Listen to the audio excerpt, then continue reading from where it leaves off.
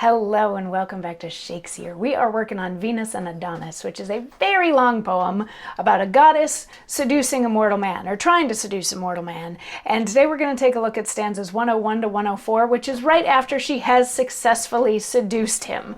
It took a while to get there. There was maybe some coercion involved, but after he had tried to breathe life back into her, after he thought that she was dead, then it was sort of like they kissed, so then kissing again was maybe a little bit easier, and he's like, we should say goodnight, and if you say goodnight, then I'll kiss you one more time. So she says goodnight, and he kisses her, and they fall to the ground, and they make love while they're down there.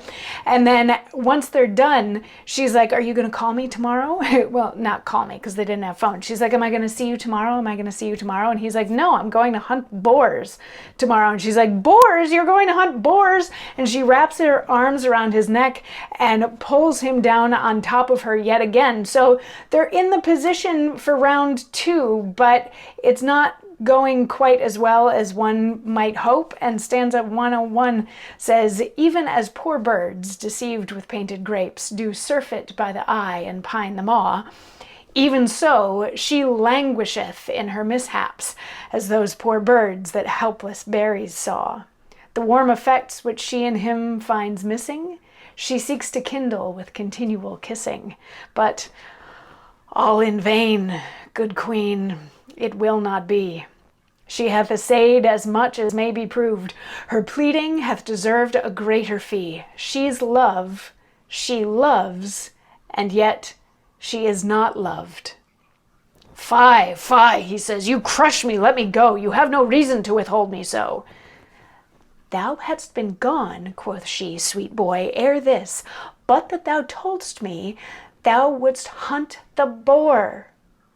Oh, be advised! Thou know'st not what it is with javelin's point a churlish swine to gore, whose tushes, never sheathed, he whetteth still, like to a mortal butcher bent to kill.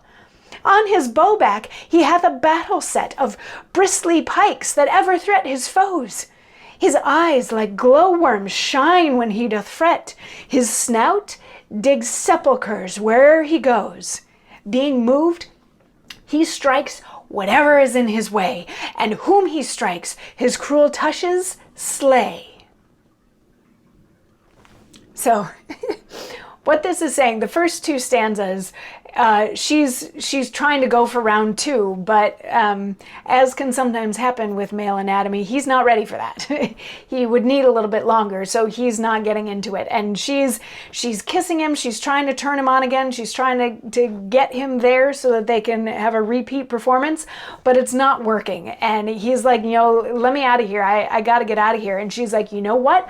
I would have, except you told me that you're gonna go hunt boars. And do you have any idea how dangerous boars are? And then she launches into a description of a boar and how sort of vicious and dangerous they are. They have these tusks that can gore a person really easily, and they've got these bristles on their back that can also be painful, and they don't care who or what gets in their way. When they need to get somewhere or do something, they will gore and or kill anyone who stands in their way. And she's not quite done warning him of the dangers of boar hunting. We'll get a little bit more into that tomorrow, because nothing says pillow talk like you might get killed if you go boar hunting tomorrow. So we'll see you tomorrow for more of that.